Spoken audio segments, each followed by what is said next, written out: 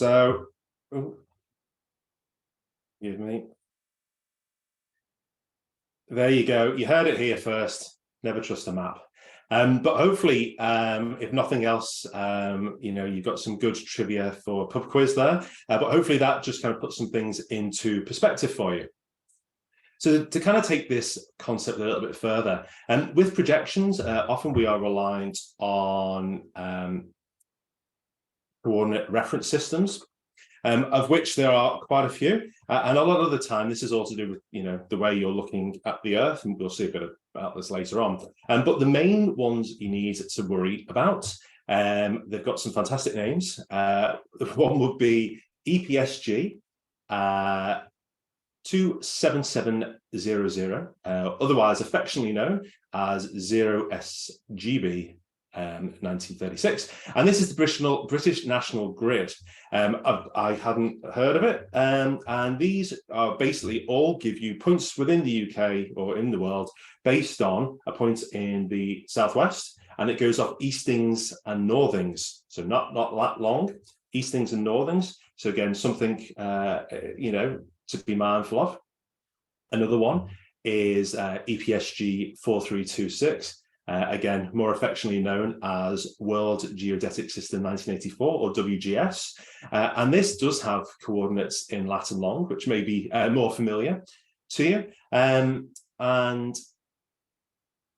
as with the next one, EPSG 3857, which worries about projecting lat long on a flat map, make sure you import them in the correct order, because if you do long instead of lat and vice versa, the points won't where you'd expect them to be if you wanted them to be in England. They're probably going to be off the coast of Africa.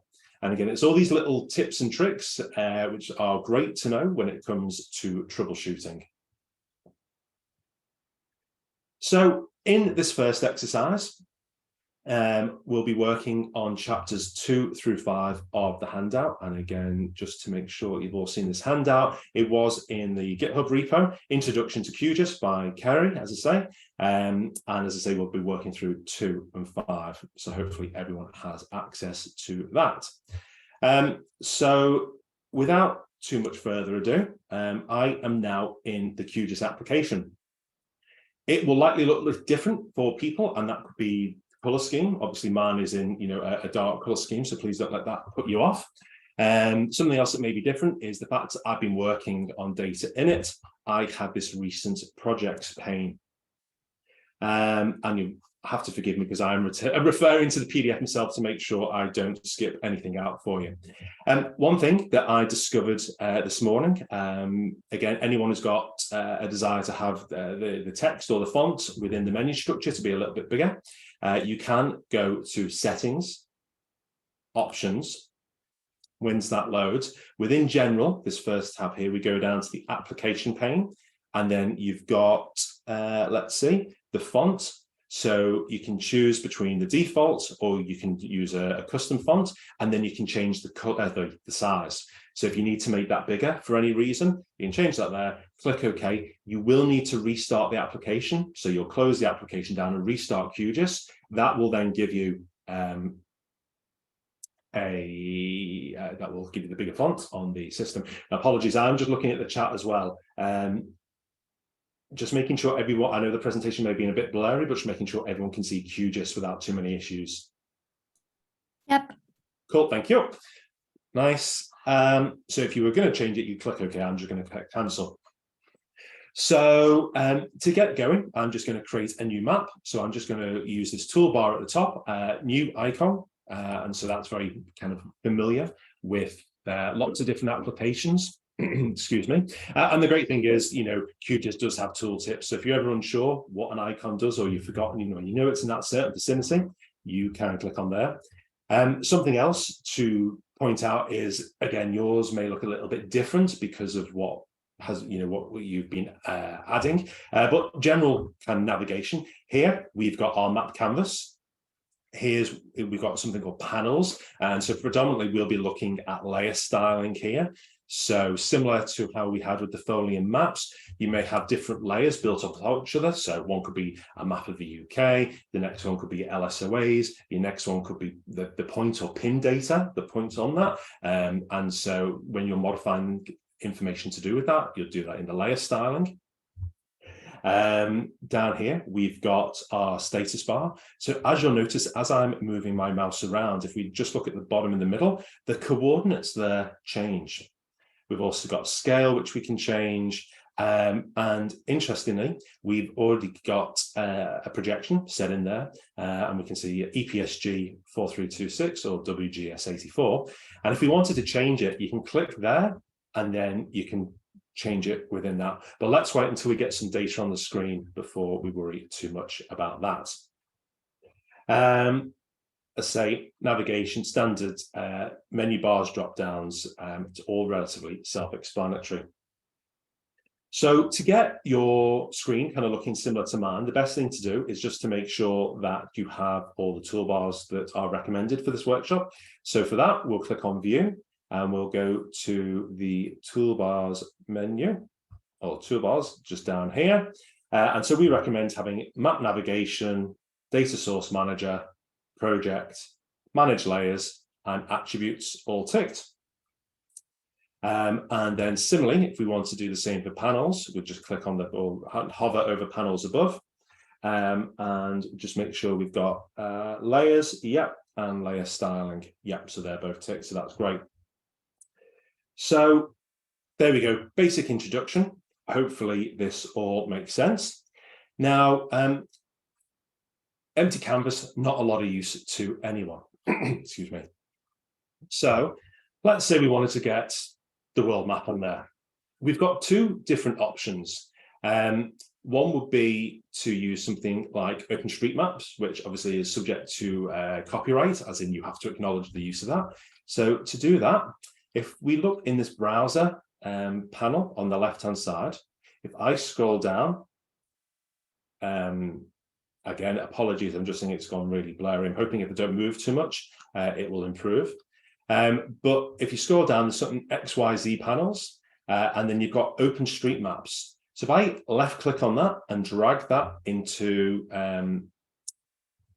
the canvas, you'll see we have the world. Excellent. And you'll notice that I believe that EPSG has changed, because the QGIS is smart enough to know actually what you just added is a different projection to what I was going to make the empty canvas out of. And so it's adjusted it for us. So we can zoom in. And, you know, the great thing about OpenStreetMap is we have roads in there. It's got, you know, really, really great detail. We can see our different cities and so on and so forth. So that's really nice.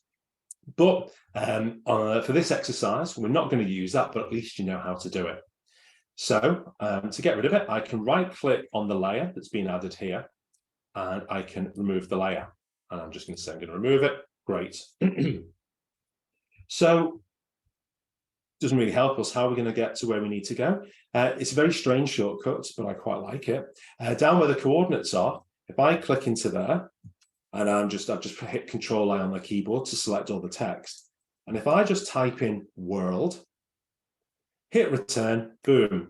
We've now got the world made out of very basic shapes. Excuse me.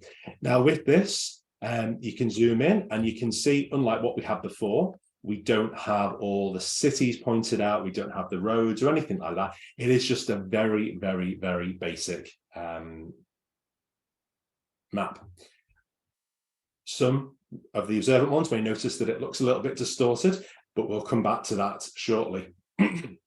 So that's great. We've got the whole world. But the reality is that for this project, we're really only interested in England because that's what the data's for. So having the whole world may be a bit of a distraction. So there's a little nifty trick that we have now, where we're able to select features. And the purpose of this selecting the feature is to find out more information about them from the attribute table, which I'll show you now. But it also means that we could just copy the shape or shapes or countries that we're interested in, and we can remove the ones we're not. So let's say I wanted to select Ireland. You can see we've got this drop down here, like looks like two squares, a yellow square inside a grey square. And you can click on the drop down to the side and we can select a feature by polygon, freehand or radius. So I'm just going to say select feature. Now, if I click on the Republic of Ireland, you'll see it has turned yellow. So it's kind of highlighted it. From here, let's say I wanted to look at the attributes. So what other information does this shapefile have about country, Ireland? So if we click on this open attributes table, which you can also see on the menu bar, it looks like a bit of a spreadsheet. Click on that, and we get this floating window. I'm just going to dock it by clicking this last icon on the right, dock attribute table. Again, just because it has a tendency to move behind the open window and just could cause a little bit of confusion. And so we've got a few different things here, but most importantly, because I've got Ireland selected, we can see here there are a total of 240 features, or in this case, countries. One of them is selected, and that's Ireland. If I wanted to bring that to the top of the screen, there's this little icon here with an arrow in it. If I click on that, that has pulled Ireland to the top of the attributes table, and we can see here the name, different codes by which it is known. Let's say I wanted to get England and Ireland. I can, let's choose the drop down, and I'm just going to go freehand. Oop. And I'm going to select both of those. Great. Oh, got a bit of France as well. If I pull that to the top, oop, again, we can now see we've got France, Guernsey, Ireland, the Isle of Man, and the United Kingdom. So that's quite good. Imagine, as we'll see later on, if we're working with a bit more data, it will be good to know what's what. Let's see, I'm just making sure we've got everything. So yeah, look, I think that's possibly enough of me talking for now. So what I will do, I'm going to change my Zoom settings. I'm going to pause the recording, and I will open the breakout rooms, and I'll let you all say good morning to each other, and kind of recreate the steps we've just done. Follow along in the manual. Obviously, if anyone's got any issues at all, please feel free to shout out, and I will jump into the room. And just before we get going, I've just seen a question in the chat. Oh, I'm just going to change this drop down to select feature. So the yellow box inside the grey box, select feature by area or single click. And then I'm just going to click on it. Single left click, that's it. Similarly, I could go for Norway or Germany or France. And my geography is not that good. It's literally as I click on each of these countries, because I've set that pull selected feature to top, the name is changing here. And look, there's Italy. Please don't judge me. Grayed out just means that's the default color, is the grayed out, and the yellow is the active or selected feature. So for example, I think if we click on England again, United Kingdom, if I hold down the shift key, I can then click on Ireland as well, because I'm individually selecting the ones that I'd want. For example, let's say we're talking about, just because I was listening to Brexit Cast this morning, a trade deal, we could select these countries, and then we could delete the rest of the map for whatever reason. Not sure why we'd want to do that, but kind of gives you an idea. Obviously, we're working with this out of the box shapefile that has the countries, but you might find something on the internet. Similarly, you may be selecting these features when you do this, you may be selecting different LSOAs, and so you may want to just pick certain ones of relevance within your catchment area for your work. So just bear with me for one moment.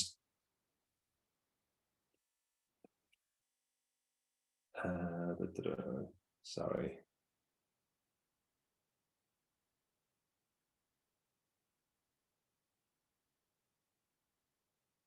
Cool. If anyone is having trouble sharing their screen in the peer support groups, please just let me know. I'll pause the recording. Hello, everyone. So welcome back. I hope that you all managed to get along okay. I didn't see anything in the Slack channels. Just one thing that I probably forgot to show you at this stage, and just worth noting. Just a couple of things just to do with the navigation. Let's say we're zoomed out all the way, and at the moment we've got the United Kingdom selected, or this may be an LSOA or a different shapefile. If we use the icon on the menu bar up here, now it looks like a yellow square with a magnifying glass over it. What this is going to do is zoom to the selected area. So let's say we had a few countries selected, you know, Spain, Portugal, France. I don't know why. Oh, there you go. Sorry, yeah. Undo.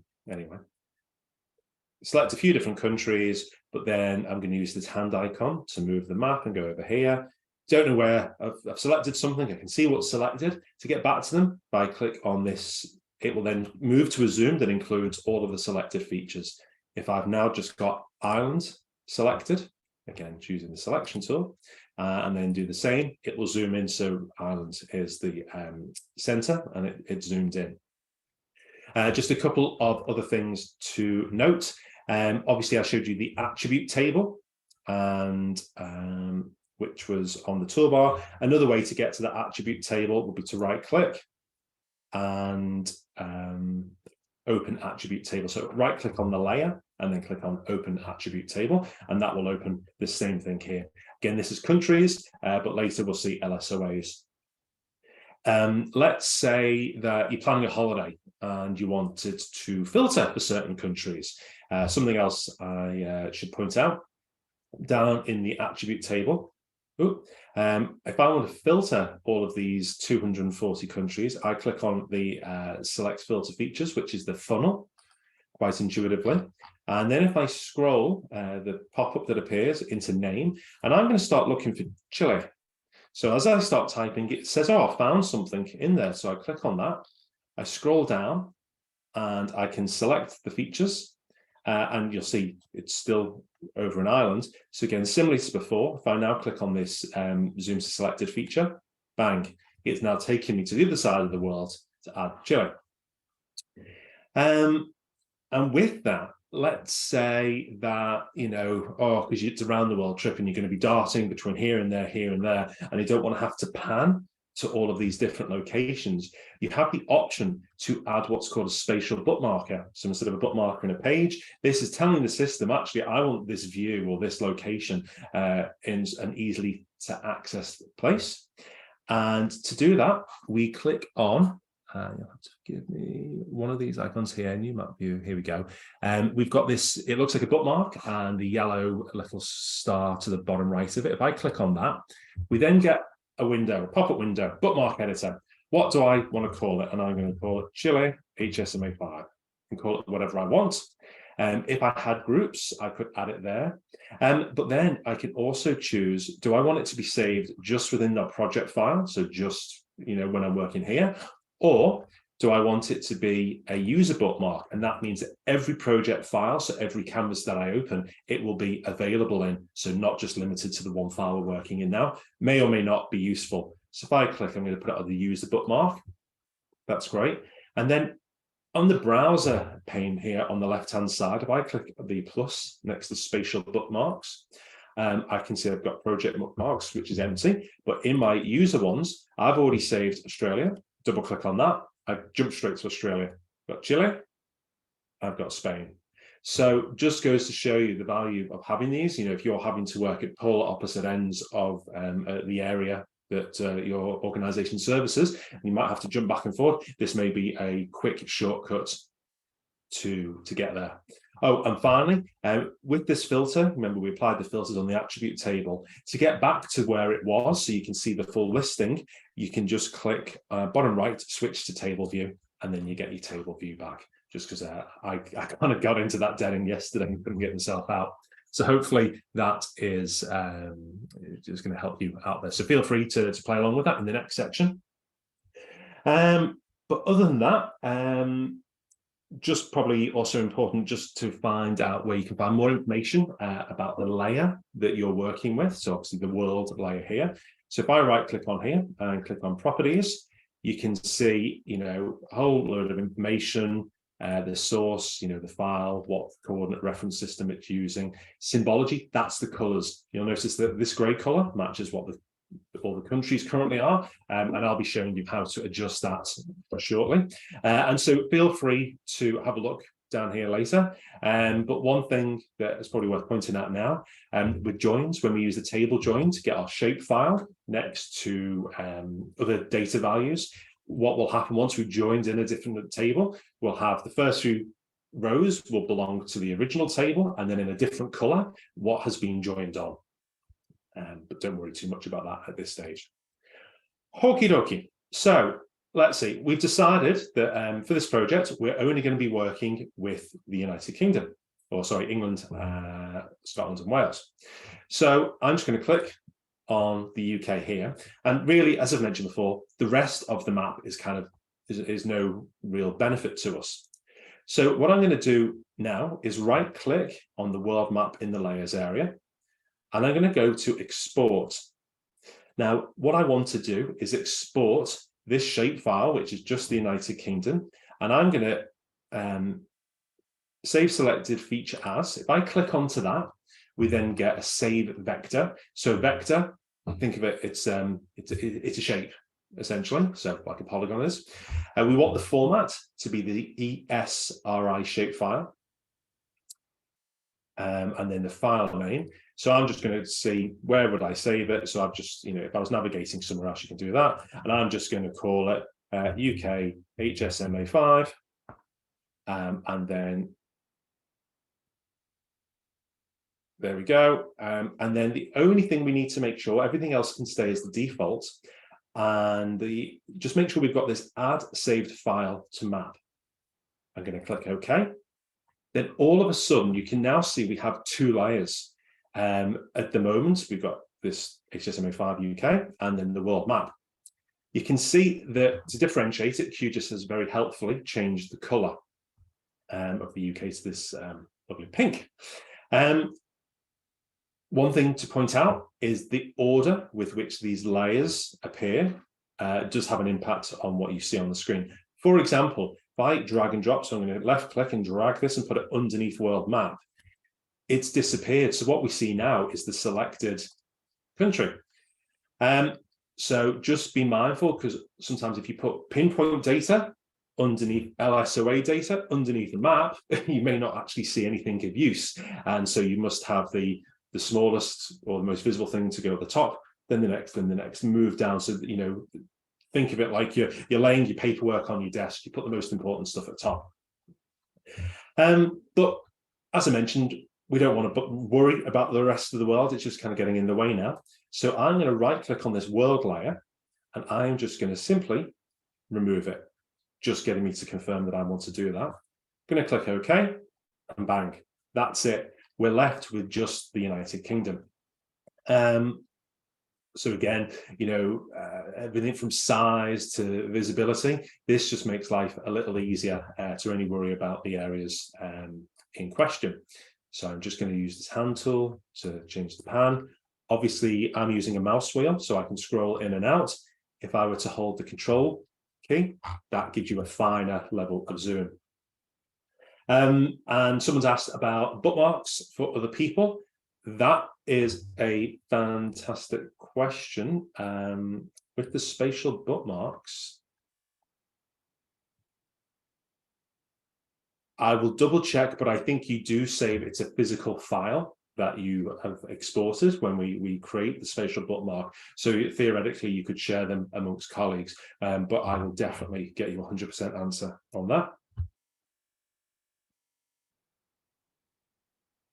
Cool.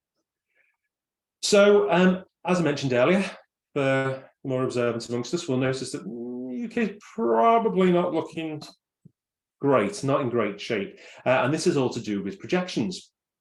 So what we're going to do now is amend the projection to try and get it looking a little bit more like something we're familiar with. Best way to do that is if I hover over this projections area at the bottom right, so we can see we're currently on WGS 84.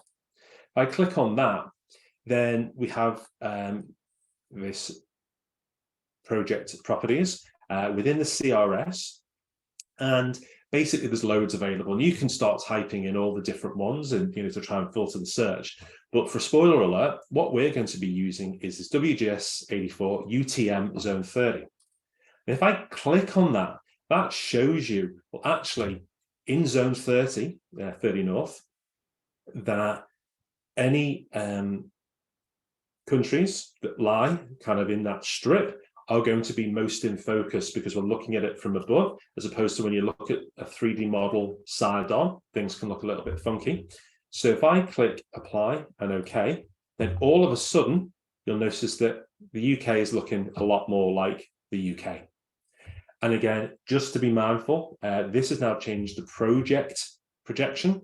And if you input something that is a different one, that's fine. QGIS is quite clever. It will often change it and make it work so it's compatible, or it sits in the right way. Or you may just have to change the projection of an individual layer. But don't worry too much about that at this moment in time. So just making sure we're going to chapter 7. So we've saved our new layer. That's fine.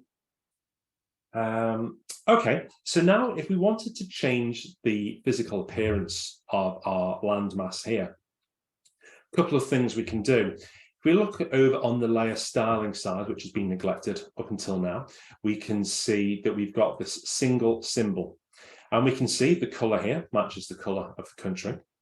So if we click on that drop down, we've got a few different options. And sorry, I don't know why that's hidden, but essentially we can start moving within this triangle, and that will change the shade. You can see this white line on the circle. We can change the orientation, and then we can move all of that around. We can choose the color that we're most interested in. Once we're happy with that, we click apply, and we've got live updates. So as we change it on the screen, it will change visually. And so we're flicking through a few different colors, and because we haven't exactly decided what we want. Let's say that actually I really like that green. So under the layer rendering, we can then click undo, and then it will allow you to move back through all the colors you've just cycled through to get to the one that you're most interested in. Once we've picked that, so I'm going to go to green, we can leave it there. So it's kind of like, the Control Z or the undo. Just handy to know in case you make any mistakes. And then next, let's say we wanted to adjust the border, the outside. You can see at the moment we've kind of got a black border around the country. Let's say we wanted to replace that with a bit of a glow. We can click into the simple fill, which is a sub area of the fill within layer styling. And then let's say we wanted to change the stroke color. Again, we can change, the stroke color is the border. So I believe if we put, a blue, click apply. Hard to see, but I believe that has now turned blue. And let's say that we wanted to add this glow to it, and you'll see what I mean. What I've done, down at the bottom, you can see there's this layer styling submenu, which is currently hidden. So if we expand it, we then get a few more options at the bottom of the screen. If we click on draw effects, you'll notice this star appears to the right-hand side. If I click on that, we can now see we've got our source, which is the UK. And let's say we want to adjust the outer glow. If I tick that and then move my mouse cursor over it and make sure that's one that's selected, I'm going to say that I want a nice light blue glow around the country. And now all of a sudden, you can see quite clearly the stroke color is now this blue. And then we've got this kind of nice glow effect. If I want to move back, I can click on this little triangle up here. Similarly, let's say there's a color on the screen that I'm quite fond of and I want to use that. There's this color picker. And if I click on that, I might decide I want my glow to be, click on it and then do sample color. And then I want it to be the red of the Google Chrome logo. Click on that and then click apply, and you can see it's adjusted it. Again, you can move back and forth if you want to change any of the options there. So if I go back there, and let's say that I wanted to increase the spread, I can change that to 3. And again, apply. And I think the blur radius is actually what I wanted to do. And sometimes it just takes a couple of seconds to catch up. But hopefully you get the idea there. And let's say, and we're going to use this again later, so I kind of want to show you twice. Instead of having the stroke color as a predefined color, we want it to pick up whatever color, the country is. If I click on the right-hand side, so onto the right of where the stroke color is, and then click on edit. So again, just to show you again, sorry, I was just a little unsure there. So stroke color, instead of the drop down to the right of that, it looks like a menu with an arrow on it. Click on that, click on edit. And this is, as I told you, the only place we're going to type any code in this expression by typing at symbol underscore color with a US spelling. Click on that, click OK. Then you'll see the stroke color or the outline highlighting has now changed to the same color as our simple fill. So if I were to change that, let's say I'm going to change this to, I'll go something that'll stand out, a dark blue. You can see everything's changed, the outline as well as the country itself. Hit apply, that's all done. If you want to go back, I can just use this back arrow up here. Cool, I'm just making sure I've got everything for you. Yeah, okay. So if that's all right, we will, sorry, Ruth, where was which bit again? Sorry, I wasn't looking at the chat. It was around the layer rendering. I managed to find that, but then I lost the rest of it. So that's fine. I'll have to listen back. Cool. As I say, the manual will step you through it. So if everyone's okay, we will jump out into our breakout rooms again. And I think we will go, I'm running slightly behind schedule, so that's fine. So if everyone's happy to kind of whiz through this next section, if we can get back at 10:35, hopefully you'll be able to do it very quickly. It just means we can have plenty of time to practice start to finish on the Merseyside data. So if everyone's all right with that, we'll see each other back at 10:35.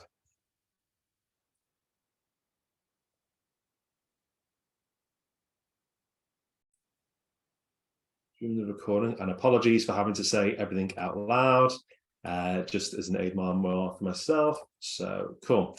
So back in QGIS now, and I apologize. I've noticed that for some people, whenever a Zoom-related window comes on the screen, I see the options for Zoom, but it appears black, like a black square. So if that does get in the way, please let me know.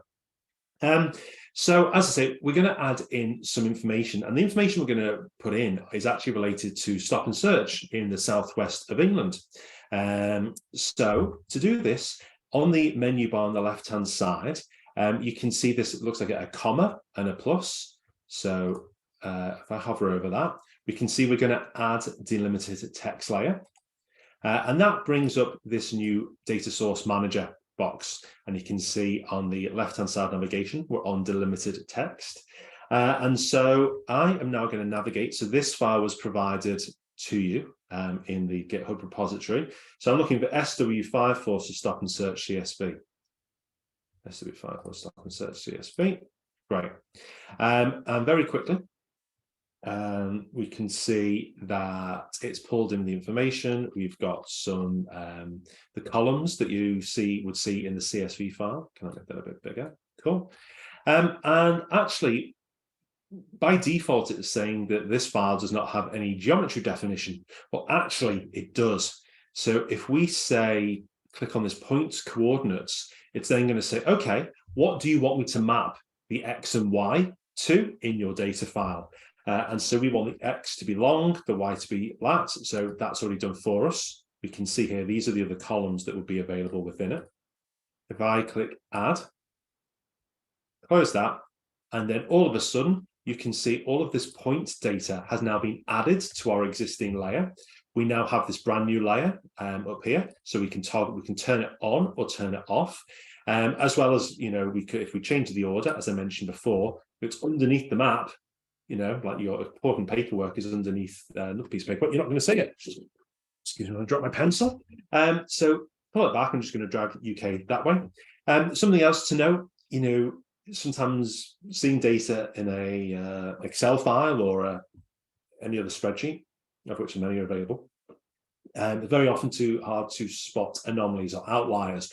But you can see here that these, you'd imagine these are quite clearly outliers. I can't imagine, someone from the Southwest Police Force doing a stop and search of someone in Wales. But again, just something to be mindful of when you import data, especially if you've got it from a third party, make sure it looks right. And let's say we wanted to get more information about that, similar to how we use the attribute table with the map originally. We can use the attribute table again. So another way to get at it, I'm going to show you. On the toolbar at the top, there's the I information symbol with an arrow, with a mouse cursor next to it, so identify features. If I click on that, and I'm using my mouse wheels to scroll in. If I click on that one dot, you can see here the panel on the right hand side has now populated with information pertaining to that individual dot. So we can see this was a person search. It looks like it was recorded from the 9th of March 2017, and so on and so forth. So again, just interesting to know that the information is available. If you needed to look at it, you can do so from the side here. Okay. Again, if you wanted to see the kind of all the information, I could right click, and I could also missing some more, right click, and I can also do the attribute layer, open attribute table. And again, it's floating around. I can dock it by clicking that icon at the end. And then you can see here, there are 38,671 rows, of which none are currently selected. Then if I wanted to select a feature, click on that, and then use this pull to top, move section to top. There you go. Ooh, only click it once, not twice. We can see this is the information we were just looking at. So from the 9th of March 2017. So again, just handy to understand how you're able to kind of move that around within the table. Similarly, if you wanted to do a search, we could use that filter again. So next, we're going to jump to chapter 11. And so this will be the next part that I'm showing you. And now we are actually going to be adding in the locations of either police and fire rescue or just police stations onto the map. So I'm actually going to remove this layer altogether. It was just to show you at this moment. Remove that. Great. So we've got our map. I'm just going to put it to zoom. And so very similarly, we're going to add this point data because the point data is available to us in a CSV. And this is information literally went on the internet, and I created the CSV myself, typed out the name, typed out the lat long because it's all publicly available. Excuse me. I am going to use this comma again. So add delimited text. Click on that. I'm then going to use these 3 dots on the right-hand side because that will open the file explorer. And this time I'm going to open the headquarters.csv. I'm just double clicking on it, and you can see, shouldn't have done that. X is longitude, Y is latitude. Okay, so it's remembering, last time you imported something, you wanted to use point coordinates, so that's fine. And then if we have a look at what the table offers us, it's just got the name of the headquarters, it's got its full postal address, postcode, a lat and long, and then it's got a Boolean value to say whether or not it is a fire rescue headquarters or not. So if I click add, close that, again, we'll see that we have another layer there. We've got this new headquarters layer, and we've got these 5 different points. So if I wanted to change any elements of the point,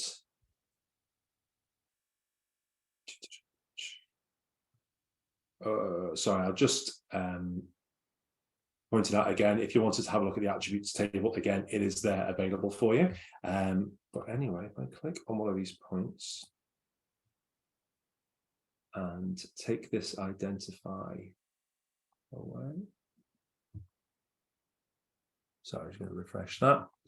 Because I need to get back to the layer styling. There we go. Again, please forgive me, it always happens.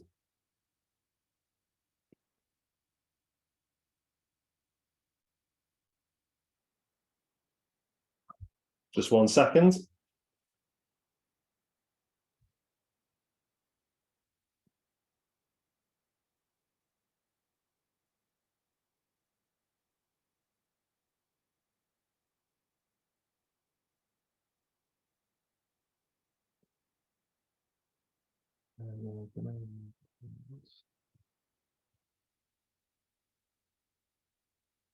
Turn back on my layer styling panel.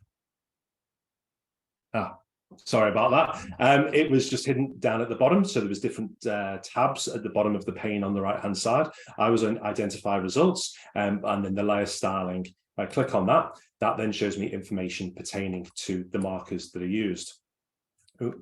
So I'm going to use that, and it's going to zoom into my current layer. So this is the gray square with the magnifying glass. Clicking on that zooms into kind of the elements of the current layer.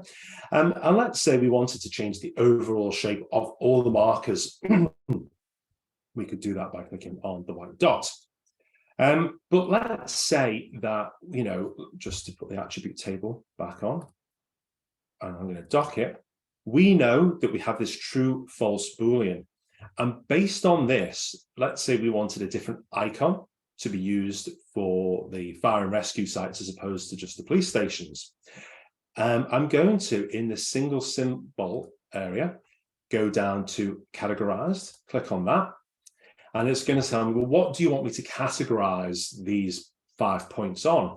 So I'm going to click on the drop down next to value, and I'm going to choose this fire rescue HQ sites, which, as you can see, is a column in the data set.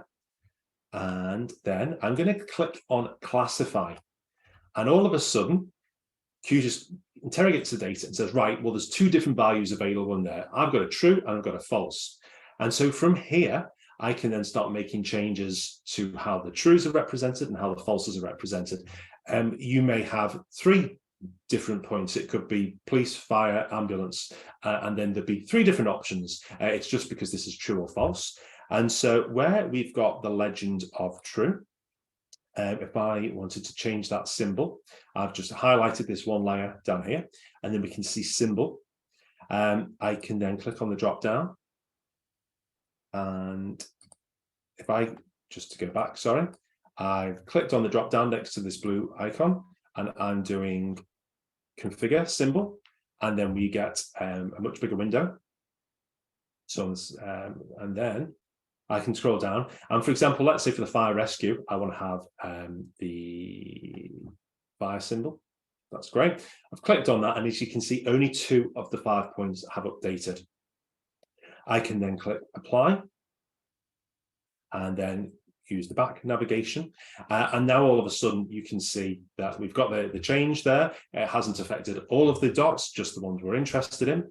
Similarly, we could say at the moment, if we had a legend, the value is going to appear as true. Well, true doesn't mean a lot. So if I right click that, double click on it, I can then write fire rescue HQ. And then in this one, double click again, and I can just write police. And I can't do that today. Or spell.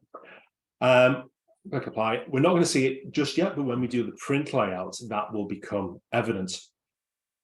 So just making sure we've got everything.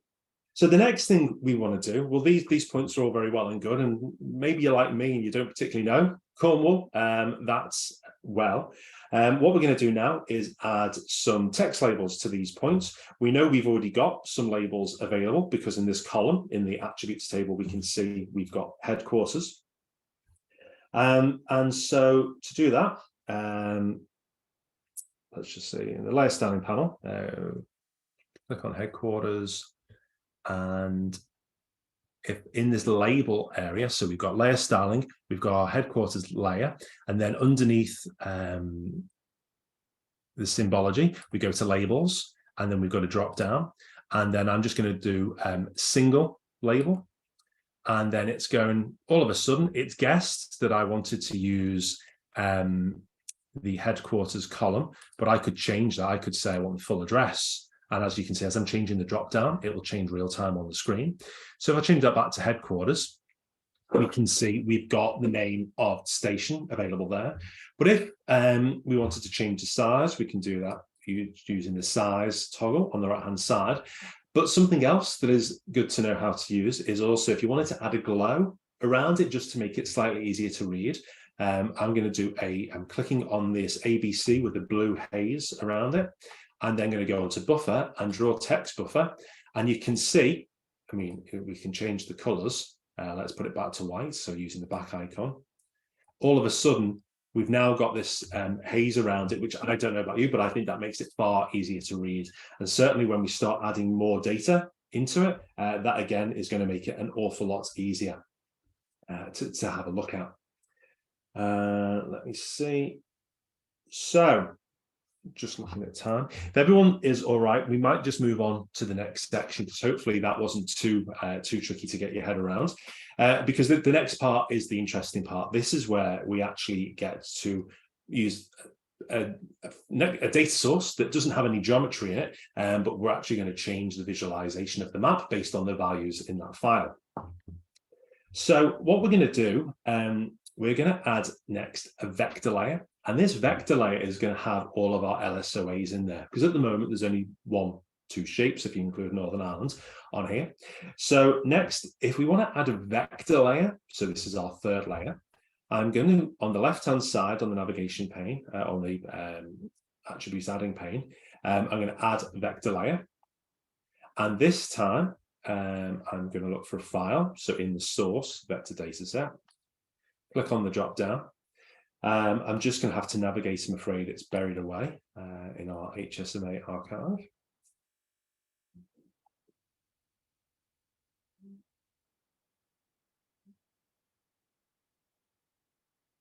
So within the Git repository, or the download file you will have downloaded, there's data files, code along, and then the one I want now is BCGV2. So remember in the slides, we said shape files usually comprise of lots of different parts again.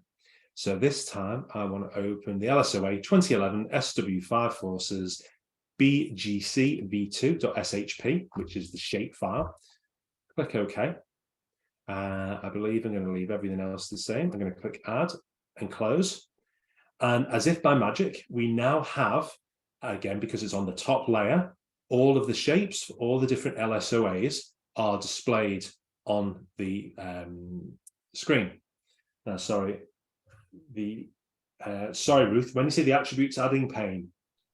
Yeah, I don't have anything down the side. Okay, cool. So that would be a view, sorry. One second, sorry.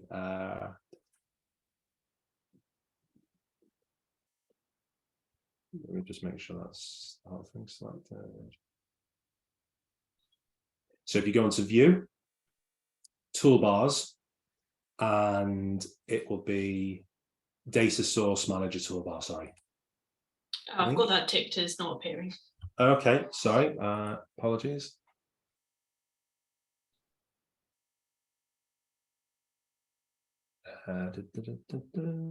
Toolbars.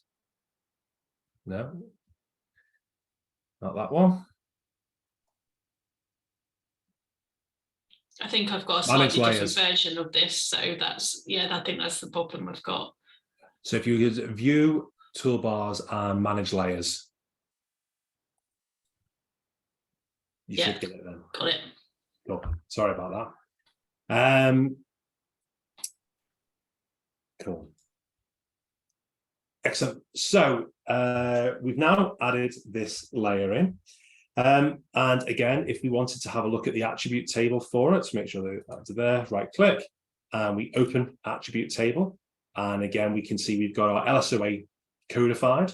We've got the name twice, and then we've got our area, which I think will be in hectares or something like that. But again, not a lot of potentially, unless we, going to change the color of it according to the size, probably not all that useful.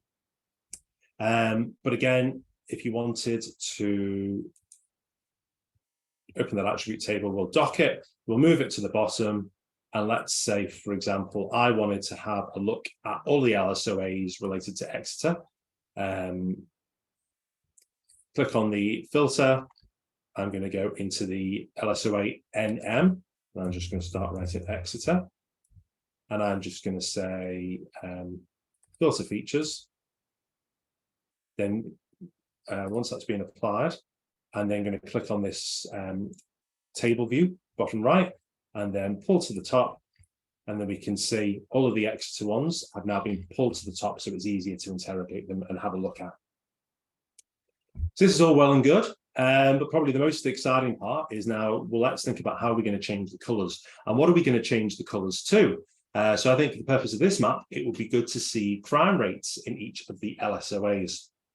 So to do this, we're now going to import another CSV file that does have the LSOA code in it, but no geometry information. So to do that, we're going to click on this comma file again for the delimited file. Click on that. And this time we're going to navigate for the file named SW5 Forces by Street LSOA. And this one here, SW5 Forces Street by us. Oh, no. So all I did, I clicked on the wrong one. I just clicked on the three dots again, reopened the file navigation. And this time I'm going to say there's no geometry in this file because there isn't, because it's just literally the LSOA code. And then each column is the number of different types of crime that's happened. So antisocial behavior, bicycle theft, so on and so forth. But we do have a column at the end that gives the total crime. So that adds up all the crimes for that particular LSOA.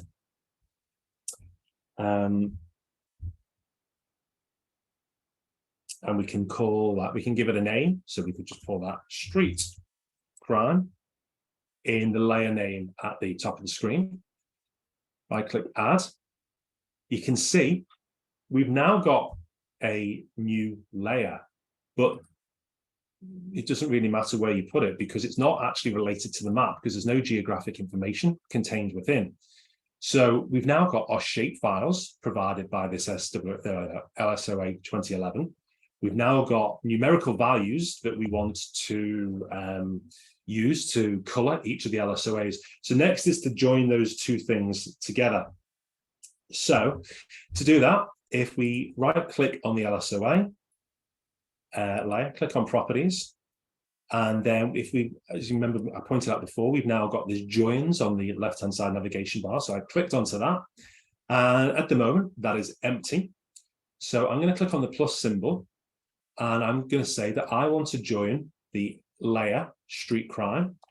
And basically, you've got to map what each, how are the aliases known. So in one of them, it's known as LSOA code, and the other one is LSOA 11 CD for code, as opposed to NM for name. If I click on OK,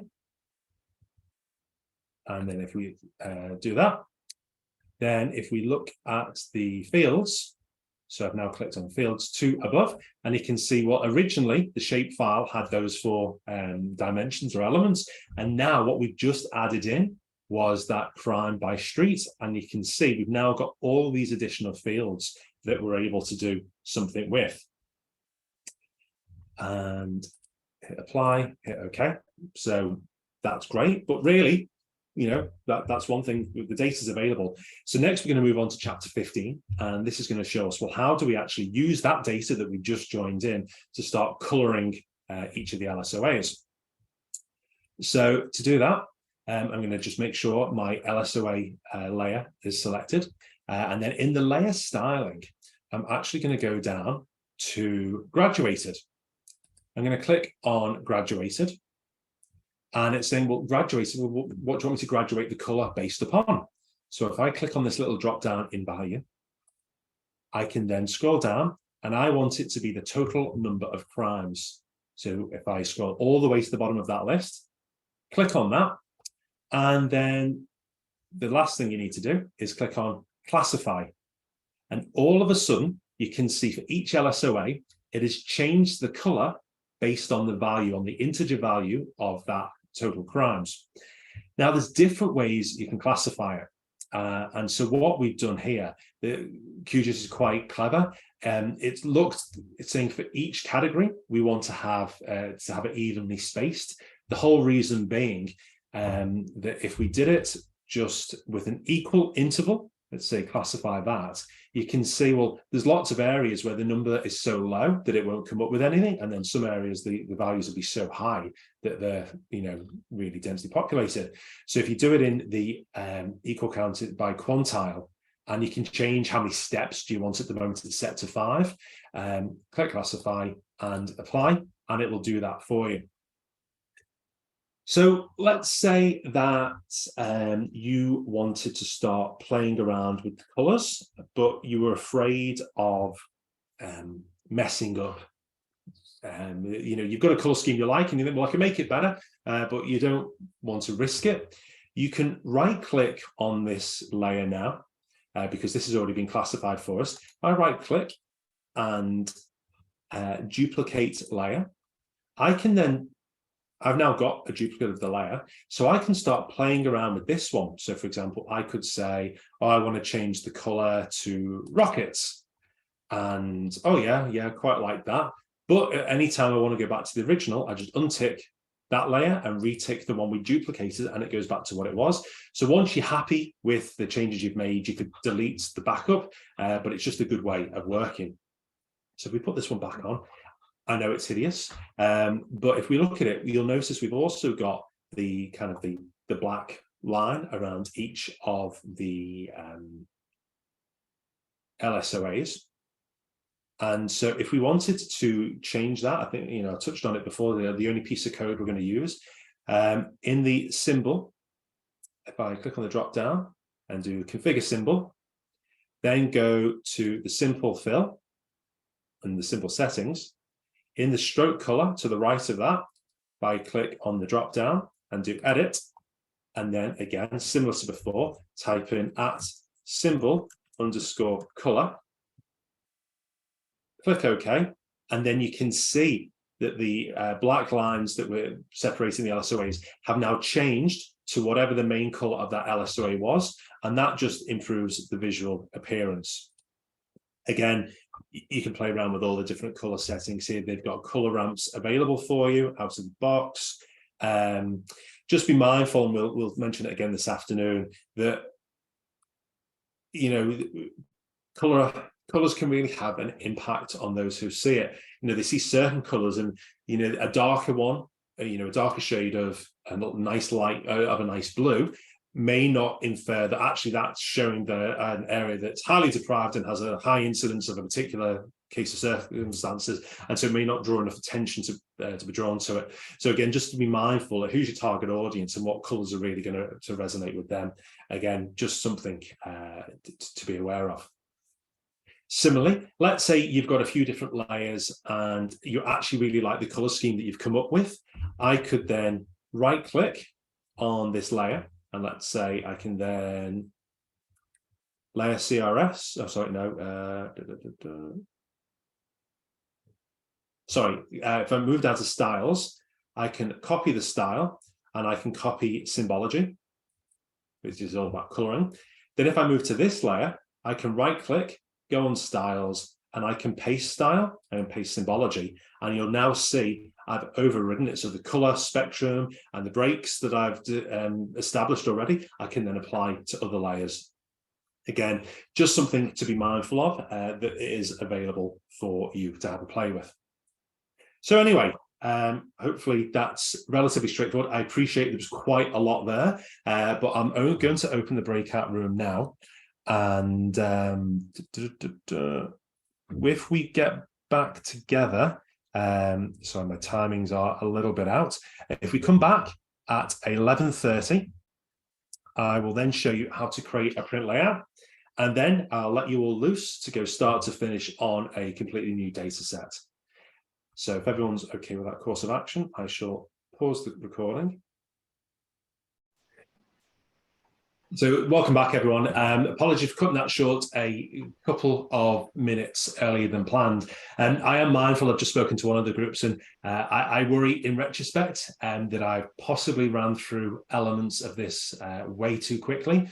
So I do really apologise. It is the first time I've delivered this training, and I think maybe in future I will split it up into shorter blocks, so only a few steps. You try, so on and so forth. But just to reassure you, there are a series of videos from my colleague Kerry that emulate all of the steps that you've seen, and then you'll be able to watch them kind of on demand and press pause and step through. So as well as having the user manual that she's created, you'll also have access to those videos.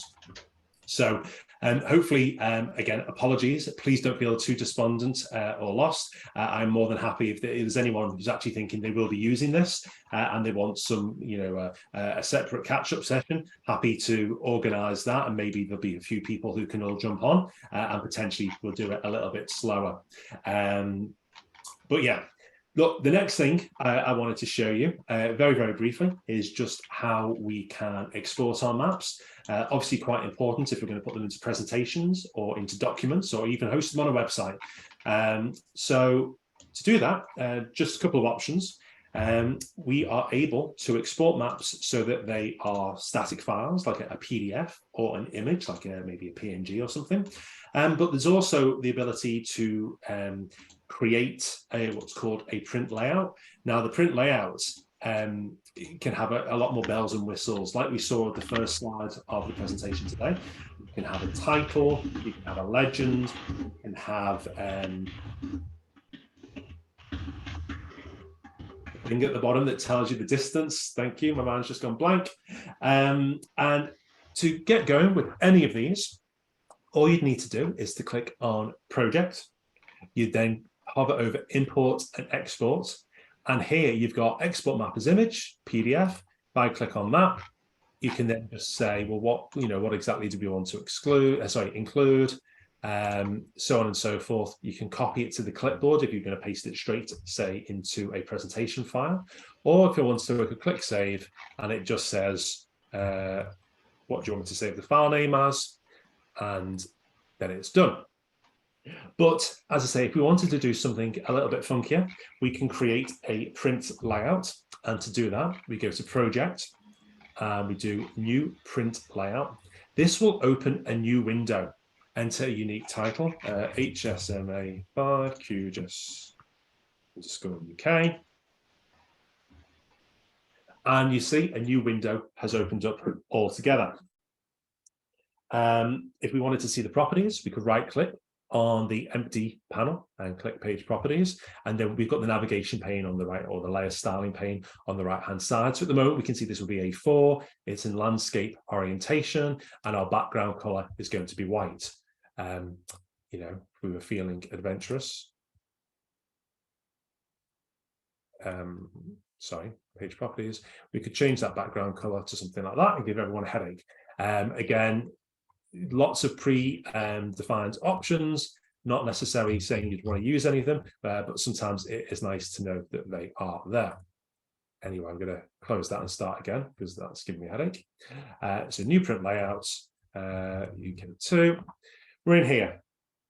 So next, we've got some icons at the top, which are, down the side, which are going to help us in our quest for what we want to add. So let's say probably most important thing we want is our flat 3D map. I'm going to hover over this icon that looks like a rolled out scroll. Underneath is a 3D map option, which we haven't touched on today. But clicking on that, you go, okay, well, where do I want to put it? Well, I want to put my map here. So I'd literally just left click, drag, drop, and you can now see we have the map itself. I can use the hand icon. So we'll actually, not what I wanted. Yeah,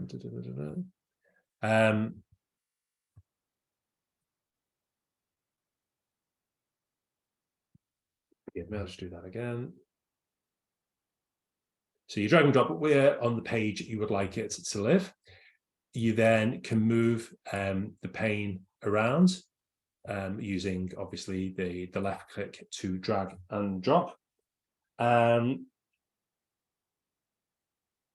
To pan around, you have to forgive me, the icons are so small. Oh yeah, we've got this move item content, which are the 4 arrows pointing in different directions on top of the scrolling map. So with this, I could say, well, actually, I want to show this part of my map instead of the part that I had. And then I'm also, with that kind of move around, I can then zoom in, and let's say I'm pressing Control to get the fine zoom right. So now I've got everything I want to see in the map. The next thing would be if I wanted to add a text box. Now this is a little bit fiddly because you click on the T in the square on the left-hand side to add a label. I'm then going to drag and drop again, and that creates the text box. But you can then see on the right-hand side in the layer styling pane, we've got the text. So I'm just going to say Jazzy map title. Now it's very, very, very small. And in order to change that, just bear with me.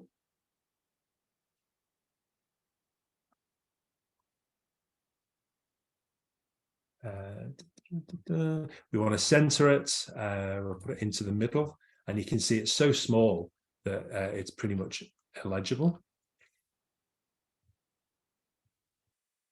If I click on the drop down for the font, and then I want to change the font size, and I'm going to call it 98. Obviously, configure the format. And here I've now got the kind of more familiar options you'd expect. So let's say I've got courier or something, great. And then we're going to change the size. We can reduce that down. So it just makes it a little bit easier. Other things we may want to add might be a legend, so we know what the colors are referring to. So again, once I've selected the legends, which is the yellow, red, and green with 3 lines next to it, I can then drag and drop it, create this box on the side. And at the moment, because I've got 2 very similar layers showing, let's see if I just remove this one, remove,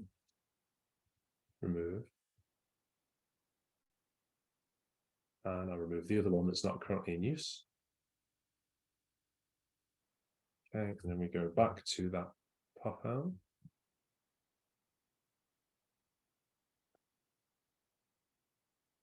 I'm just going to delete that and add it again because that's not what I was expecting to see. For some reason, I'm having some strange rendering issues. But essentially, I don't think it will do it on your machines. I think it's only because I was playing around with offsetting in the main system configuration. But you can add on, as I say, the legend there. And then you can also add more text at the bottom, you know, disclaimer if you're acknowledging OpenStreetMap or whatever it happens to be. And then, you know, with that, you can from there, once you've created all these bells and whistles, you can export it as a PDF or an image file. You could print it if you're old school like me. And you can also save it as a template, which may be useful if you're going to be producing maps on a regular occurrence and you have all the settings you like, the way it all works. The only thing that will change, say, is the color of the gradients within the LSOA shapes. So if everyone is all right with that, what I would suggest at this stage is if you have a look at, and I'm just going to get, again, apologies for the size. What I've done, I've provided 3 different assets, which include fire and police stations as CSV, information about crime from Merseyside Police, which is similar to the one we just looked at with the total crime column, and then also some LSOA boundaries for the whole country. If everyone is happy to, what I would propose is we all have a go at kind of going start to finish with everything we've seen, start a new file, add all of those elements in, join the table, change the colors, and then don't worry about the print layout, but just to make sure that everyone can get to that final stage. And again, I apologize, I have raced through a lot of this very quickly. So please do not be shy, because I can jump in and add any direction where necessary. Again, just be mindful that there's one of me, so I'll do my best. But if everyone is okay with that, I would say let's aim to get back together at 12:25. That just gives us all time, if anyone needs to ask questions, we can try and move through it pretty briefly and gives me a chance to get around all of the rooms to apologize individually. Okay, unless there's any issues, I will see you all back at 12:25 and I will be popping into all the rooms. Thank you very much.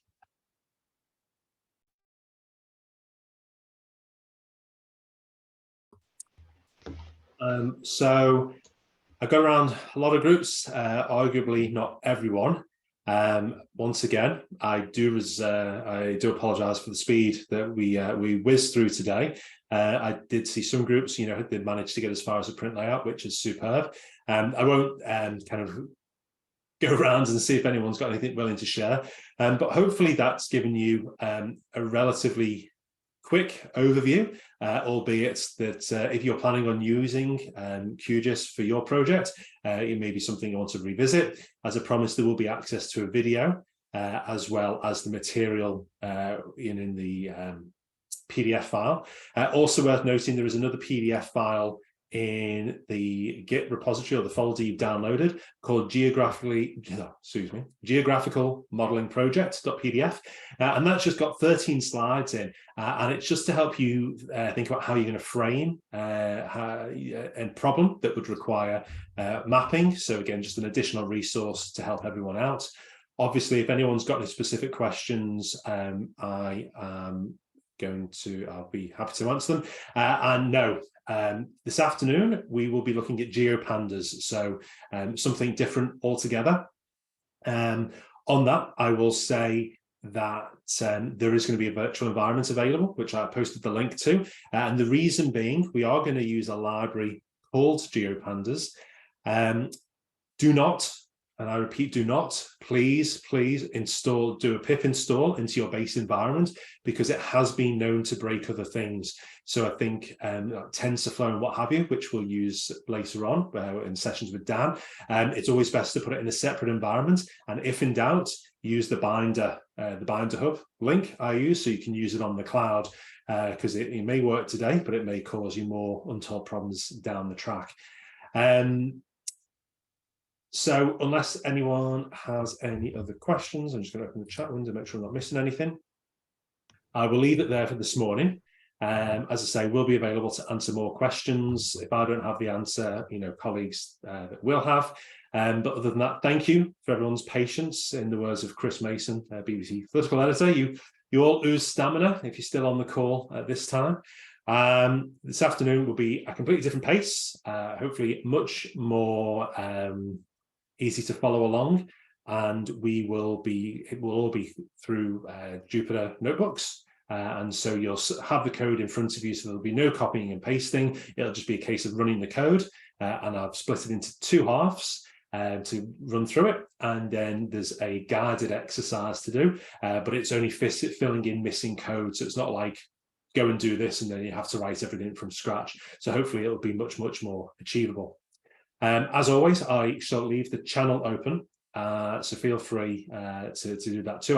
Everyone turns off their microphone and speakers, and yeah, we will recommence at 1:30, and I will mention it now just in case I forget later. Next Tuesday afternoon, you've got me in the morning for an introduction to network analysis, and then my colleagues Alison and Paul will be talking to you about the IPAC study. For that, at least one person in each PSG will need R Studio installed on the machine, which I believe was a kind of a suggested download before you commence the course. But again, trying to give you as much notice as possible in case you need to get that done. Don't worry if you don't really know R or at all. You'll be guided through the workshop with them. It'll be very enjoyable. Alison is a great facilitator. So I will mention that later on today. But again, just mentioning it now in case anyone isn't here. But once again, thank you again. Any questions, put them into the Slack channel, and between myself and my colleagues, we will get those added. Anyway, see you all at 1:30. Thank you. Goodbye.